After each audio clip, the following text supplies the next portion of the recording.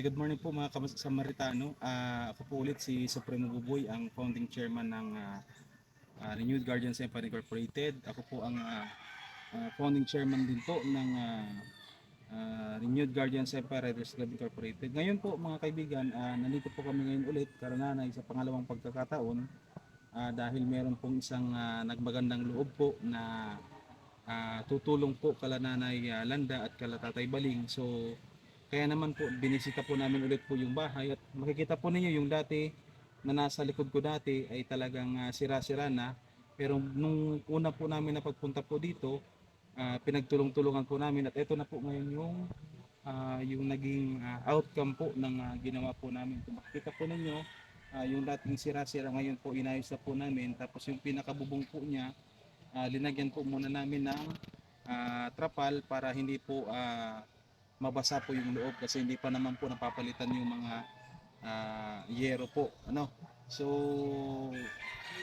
kaya po kami ay nagpapasalamat sa ngayong araw kasi meron pong tutulong sa mag-asawa at saka sa kanilang anak sa pag-aaral po na isa pong Samaritano din na dala-dala po ang pangalan ng kanilang company at mamaya po ipapakilala ko po siya sa inyo upang makapanayan po natin ano po mga kaibigan. Kaya po kumbaga isang malaking bagay po na bago magpasko ay matulungan po yung ating mag-asawa. So bali po kausapin po natin si Sir Alan para at least makapagbigay man lang po siya ng kaunting mensahe po sa kung ano po yung itutulong niya kay nanay kasi kahit po ako ay excited po sa gagawin po niya o gagawin ng company niya para po sa pamilya. So tara po.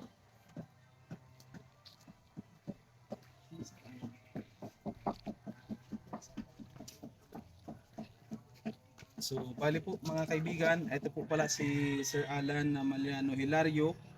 Siya po ang humahalili po sa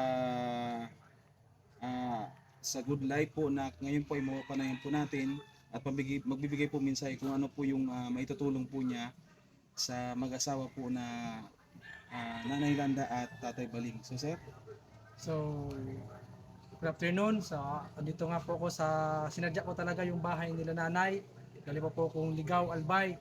So, ito po talaga yung isa sa wish ko. Sabi nga, ngayong Pasko. So, di ako sanay sa mga ganitong interview, no? So, ambush interview to, ah. So, ngayon, nga sinadya ko po dito kasi isa rin sa matulungin na kapatid namin. Yun nga, isa po siya sa napaka bait na kapatid, and isa po siya sa ang board of director ng company, ang Good Life. So isa po sa papasalamatan po namin dito si Sir Albert Malano Hilario. So Sir Bunso, maraming salamat na ito yung isang bagay na dinulog ko sa iyo na hindi ka nagdalawang isip na tulungan si nanay at tatay kasi alam mo at sa ating magkapatid alam mo yung pinagdaanan natin. So maraming salamat sa iyo at sa bumubuo po ng Good Life at sa lahat pa po natutulong sa Good Life Community Cares Foundation. Hinanyayan ko po kayo na tulungan po sila. So sabi nga, mas masaya ang Pasko kung may natutulungan tayo. Okay, so salamat po Supremo and salamat po Ma'am Joy and sa nanay.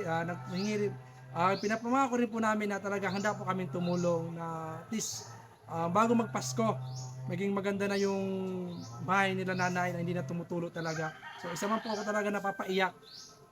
Inikot ko tong bahay. Talagang sabi nga, parang nakita ko yung panahon namin na ganito talaga yung bahay namin. Okay, so wala na pong ibang masasabi kundi magtulungan po tayo. Kasi sabi nga, isa lang naman masasabi ko hindi natin madadala yan sa langit. Tandaan niyo po yan. Magandang buhay po sa inyo lahat. Okay, salamat po sir, salamat po. So mga kaibigan, yan po, nakapanayan po natin si Sir Alan Maliano Hilario at isa po sa mga tutulong din po sa amin ay yung kanyang bunsong kapatid, si Sir Albert Maliano Hilario ng Good Life. So bali po, ito po yung sinasabi ko po sa aming mga kasamahan, especially po sa Renewed Guardians Empire Incorporated at saka sa Team PNP na ito pong Good Life ay hindi lang po kumaga naghihimok sa mga tao na tumulong po na kumuha ng life insurance. Bagkus sa tulong po ng Good Life Community Cares Foundation, sila po ay isa sa mga kaagapay po ng ating lipunan sa pagtulong po sa ating community, particularly po sa kung ano man ang mga sektor ng ating lipunan, sa paaralan, syempre po sa katulad nito na Nanay Landa at saka ni Tatay Baling na nangangailangan din po ng tulong pinansyal sa pagpapagawa po ng kanilang bahay. At good thing po sa pagtutulong-tulungan po natin, hinikayat ko rin po lahat ng mga gusto pa rin tumulong na sa mga riding community at sa lahat po ng sektor ng lipunan na gustong matulungan po yung mag-asawa.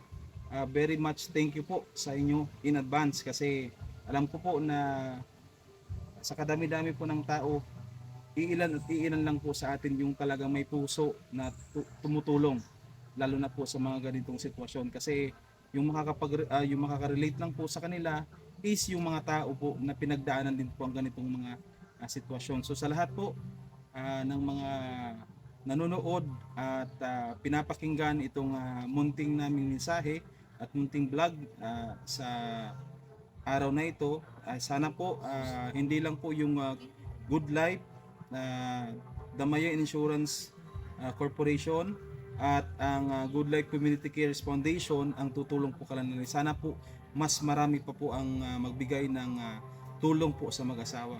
So yun lamang po mga kaibigan at mga kasamaritano. So dalangin po namin sa Panginoon na lahat po ng tutulong ay mas lalong pagpalain po. Yun lamang po at maraming salamat.